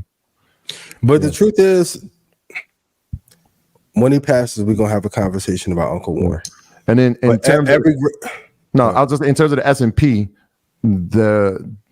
based on all analysts and shout out to everybody that had the prompt that I put out, that based on that, they have it at a target price of 6,200 in 2 years. Yep. So you take into the AI play, you take into the efficiency that now businesses are going to have. You're going to see more layoffs, which means that there's going to be more revenue for these companies. Yep. You can see that there's the bull case. I don't see it changing. It won't change in the next few. And then on top of that, please write this down. Diversification is for people who don't know what they're doing. Go Google how many shares Zuckerberg has of Meta and sold, how many shares Jensen has of Nvidia. He does not have 74. Go look at Auntie Pelosi. Her and her husband don't have 94. Once again, there are rules that the rich will tell people that are not rich, and then there are the rules that we share amongst each other. You want hyper focus on, like, don't listen to me. Look at Michael Saylor. What are Michael Saylor's top 5 investments? Top five. You need hyper concentration, but continue to stack up the shares, and then the money will roll in for you. Same thing on the options trade. Same thing on the futures. If you are great at ES and ZB, great. Once you get one contract down, then you get 5, then you get 12. Great. You get 20, then 33. Stack on more with the same strategy, and you'll do better. Stack play. Yep. So what's the next Nvidia? Nothing. Easy. People keep asking us, hey, I gave you Apple, I gave you Microsoft, I gave you price for Tesla, I gave you AMD, I gave you Nvidia. There is no new Jordan. Enjoy LeBron while he's taking over and hitting game winner layups. And anytime someone said that they're the next thing, you can guarantee it's not that. Now you can look at quantum computing. Maybe that will be the next sector, but there is no thing to replace Nvidia. Y'all need to go listen to Will.i.am's talk at InvestFest because he knows some stuff that I don't know. But Rashad and Troy know. So, but even with that, I'm going to go on a minister's bag real quick. Some of these companies are selected to be great for 15 years. So you keep asking like, hey, what's the next Nvidia? No, the world governments have picked Nvidia. You had your act together, your balance sheet in order, the product is right, the innovation, okay, great. Reddit didn't pick Nvidia. Yeah. There is no new Nvidia. They had a great piece on quantum computing on 60 Minutes. Yep. And yeah, there isn't another Nvidia, but what you can find is companies that are going to thrive because of the success of Nvidia and make profit because of the success of Nvidia and inside of the world of AI. We already are familiar with Supermicro. I'm sorry, not Supermicro, but there's others, right? So that data space I would definitely be looking at that. The memory space, even if we're talking about quantum computing, there's a memory component that is needed. So companies like Micron make sense. Obviously, we spoke about TSM. There's spots. Now, there's not going to be another Nvidia, but there are places that you can find some definite companies that you should have on your watch list and take advantage of. You know what's the next Nvidia? When I call 10777, everybody like, yo, Troy Rashad, how you still at Market Mondays? Because I was rich before I got here. That's why. Listen, 100 grand strong, not to be exact. Man, what the hell? But these are just jokes written by me. Listen. How high could the crypto market go over the next 12 months or so? It depends on what Larry Fink decides. I really think we'll get to 94,341 on Bitcoin. I'm a little bit more concerned about Ethereum because the traction doesn't seem to be as strong. And like most Russians right now, Vitalik isn't talking, so I'm wondering why. But Bitcoin is going to be promising. I thought we wanted decentralization. I'm going to bring that up for the rest of my life. But they'll be fine. The crypto market is going to do incredibly well, especially if Trump is elected. I don't think he'll keep those promises about how much crypto he'll have in reserve, but crypto will do incredibly well, continue to hold. I want to see XRP finally have some movement. Haven't had it yet, but Bitcoin and Ethereum are definitely going to be the main two for the next 10 to 15 years. And I think I can see it getting to 87,629. It's going to be a slower and steady race now that the hedge funds are involved. You can't have the same volatility that you had 2 or 3 years ago. The U.S. government currently holds 210,000 bitcoins. I thought it was decentralized. He doesn't know. Just because the government owns doesn't mean that the people won't have access. Bro, it's over with. We got to give a shout out to Healthy MD also. Shout out to my brothers Cliff and Steve. Yes. On the healthcare. They're giving away $25,000. That's to a healthcare startup company. It's in partnership with Lauren London, a woman-led healthcare startup company.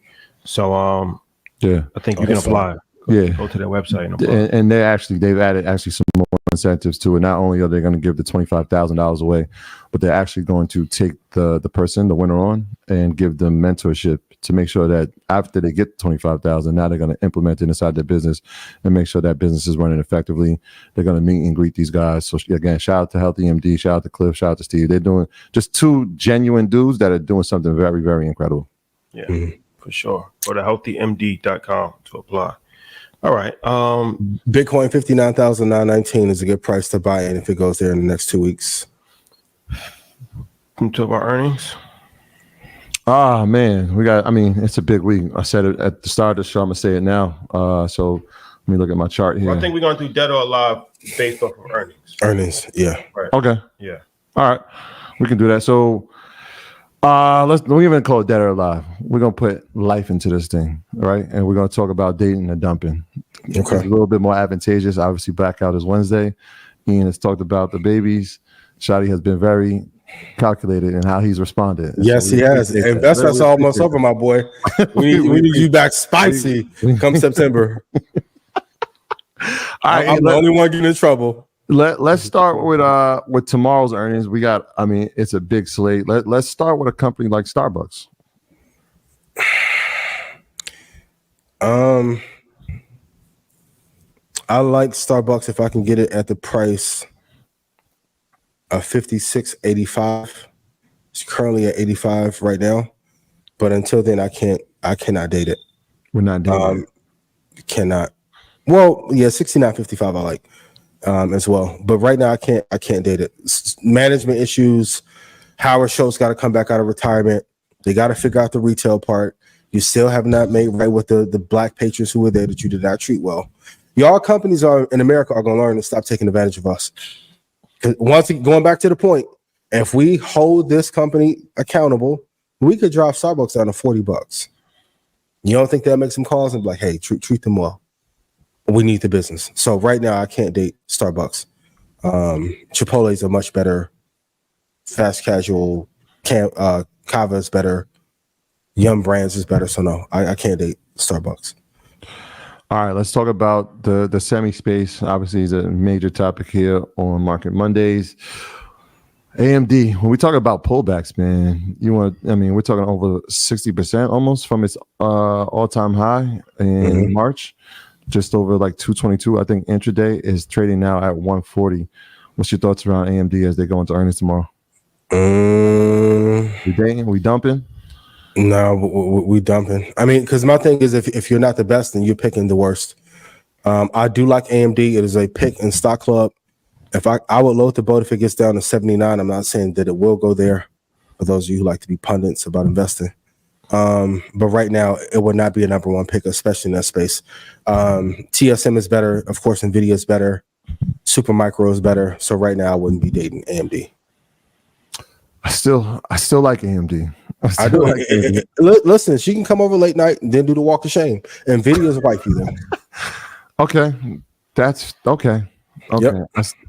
I think they're gonna surprise us tomorrow. But okay, Microsoft, big day tomorrow for them. Obviously, them and Apple and Nvidia have been going back and forth in terms of market cap. Yep. The 3 trillion club. There's only 3 of them in there. What's your thoughts as we go into earnings tomorrow for Microsoft? I'm positive. I don't care what the earnings do with Microsoft. I'm bullish on Microsoft forever, especially as long as Satya is there. I don't like that y'all got rid of y'all DEI program. I do understand, though, y'all got a call and y'all have to make some adjustments in case Senior Trump gets in. But I don't like that move. So, but the stock, I'm long the stock for sure. That's a fact. So that when we talked about the stack play, that's one of those option calls that definitely is in the portfolio. and the shares in the portfolio. That's a stack play. Let's go into Wednesday. We've been talking about this company in terms of aviation, Boeing. They'll be reporting before the market opens Wednesday. What's your thoughts around Boeing? I don't think anyone should invest in this company until they can find those astronauts that are lost in space right now. If I got somebody lost in 285 for 2 hours going to InvestFest, that'd be a whole review video. Y'all got astronauts in space and your plane's still falling apart. No, undateable. Outside the defense contracting part, I do not know how they're legally still in business. I don't get it. Big contract for the GOV. Yeah. I'm sure that has. But before y'all call y'all hitman, I was sick. What Kanye say? Please don't send your killers after me. Please. Listen, please let me live. I was on a Boeing coming here. I was like, oh, this could go bad. Please don't let me fall in the Gulf of Mexico. But I do not know how you're in business. I really don't. We need them here. Also reporting Wednesday. This is a big semi day. Tech, like I said, tech is on the clock this week. Meta is going to be reporting after the market closes. What's your thoughts around Meta going into the earnings report? Around Meta? Yeah. I'm never betting against Mark Zuckerberg again in life. Shout to HQ. I'm sure. Cool. I don't care what he do. And shout out to him buying a part of Supreme. I'll see you, Mom. I knew he was getting swaggy for a reason. Well, that hasn't been finalized yet, but yes. Well, the company that bought Supreme, Meta's in talks of buying, I think, a 6% stake in them. So by default, they'll have an ownership inside the brand, which was just sold in 2020 for $2.1 billion and just got sold again for $1.3 billion. So that's interesting. Qualcomm's reporting as well. Lam Research and ARM. Thoughts around those? Are we dating? Are we dumping? Qualcomm I like. Lam Research I like. And what was the last one you said? ARM. And ARM I like as well. I'll take all three of those dates. All right, then that brings us to Thursday. Now, this is breaking news. I said this the other day, but DraftKings will be reporting, and DraftKings has officially left my portfolio. Just for now. It's left your portfolio? It's left the portfolio. I know. Oh, wow. Yeah, okay. Yeah. We had a love-hate relationship. Mostly them just not I just saw better opportunities. I'll say that. There was better opportunities, and so they have left the portfolio. But Amazon's reporting. So what's your thoughts around that? Amazon and Apple. Home run. Love both of them. I do the Dr. Umar, go to Africa and marry both of them. Cool. Yeah, and Apple is they said that their AI is actually going to be available for beta in the next couple of weeks. So originally they were talking about that Apple Intelligence wasn't going to be released to maybe mid to late October. They've actually pushed that up so that selected people can actually, have first eyes on it, get some feedback from it. So that's happening. And then again, Amazon, my favorite company. Expecting a huge quarter from them. And then Coinbase. We talked about crypto. Coinbase is reporting on Thursday. Thoughts around them? As long as Bitcoin continues to push up, Coinbase will be fine. I personally wouldn't date it because I'd rather just have the exposure via Bitcoin or MicroStrategy if I'm going to go that route. But I think they'll be fine. I think they'll be fine. I'm gonna throw the last one in there. Ticker ICE, Intercontinental Exchange. What's your thoughts around ICE? Super sleeper that not many people are talking about. Too high of a price to buy right now, but long term, definitely would date this one. Ticker ICE. One of the companies that rules the world, has performed incredibly well. 1 year chart is amazing. 5 year chart is amazing. So yeah, I would definitely put this on the watch list. Yeah, this is definitely. And I had on semi on here as well. Somebody's gonna kill me. They always ask me about this every week. On semi, ticker is ON. Yes, especially if it gets back down to the 70s or like 71 or 68, 90.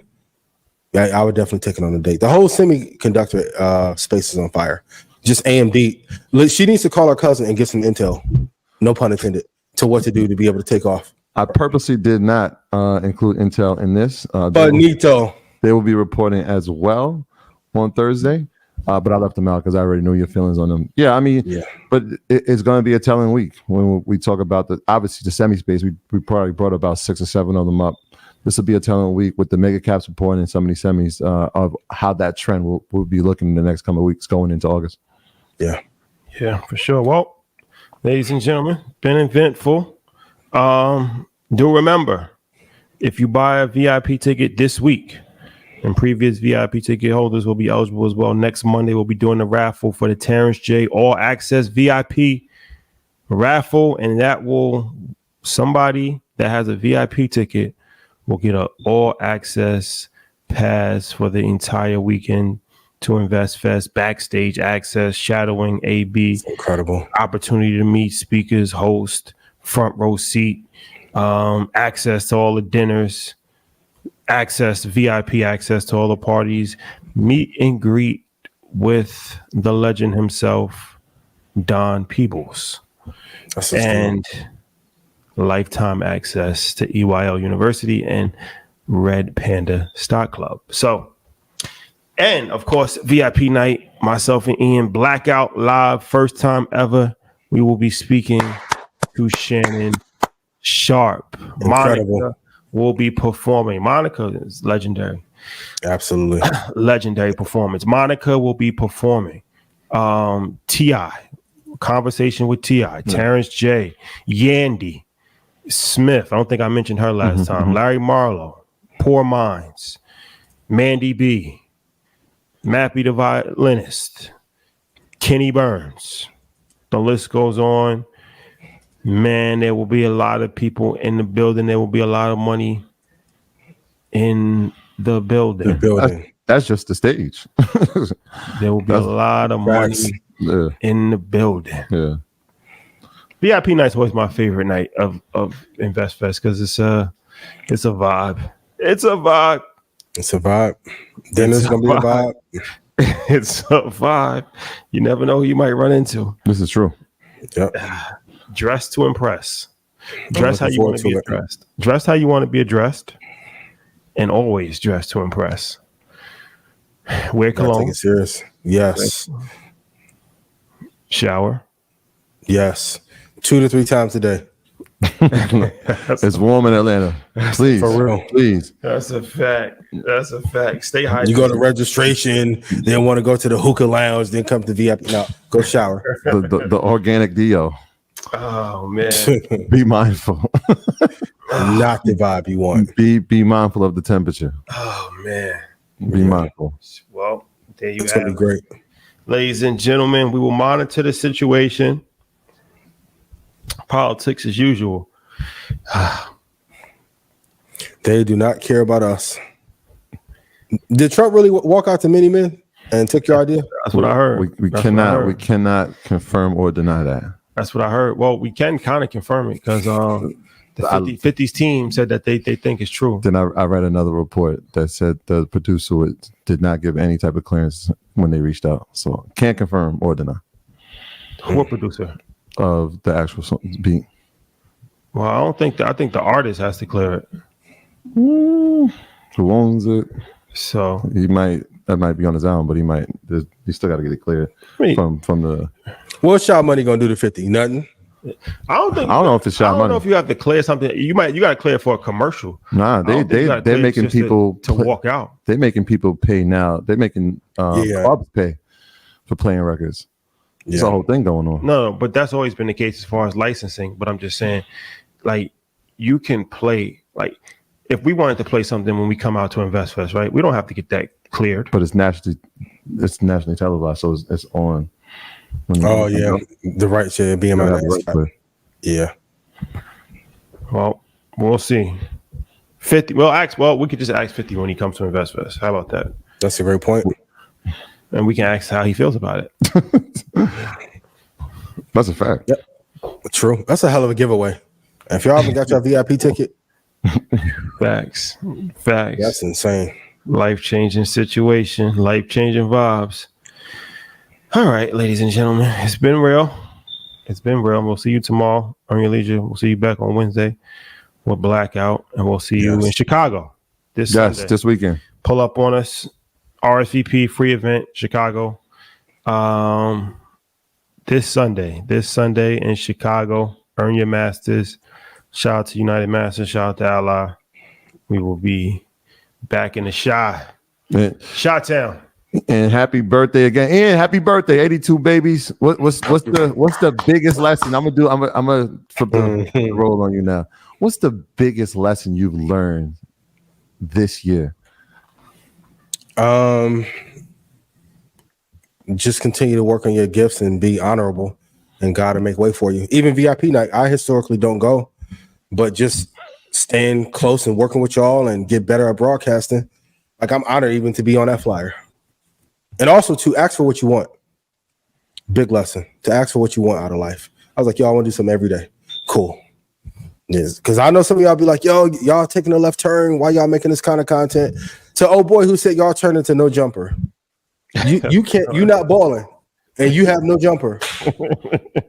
I predicted Adamass going out of business. No, but now, see, now we got Okay. Master investing, master broadcasting, master being honorable, and gotta make a way. He'll make room for your gifts. Happy birthday, my Uncle bro. be in the building. 82. Yes. Historically, don't go as wild. That's pretty wild. Oh man, love it. Yes, sir. And once again, happy birthday to your mom, Rashad. Happy birthday. Appreciate it. Yeah. Right? Yep. Happy birthday. Happy birthday to the queen. That's a fact. You surrounded by Leos. I don't know how you deal with all us. Yeah. I'm gonna wait. We got another Leo, but I'll wait for next Monday and we'll talk about that. Okay. Big celebration vibes. Big ones. All right, guys. We'll see you next week. Love.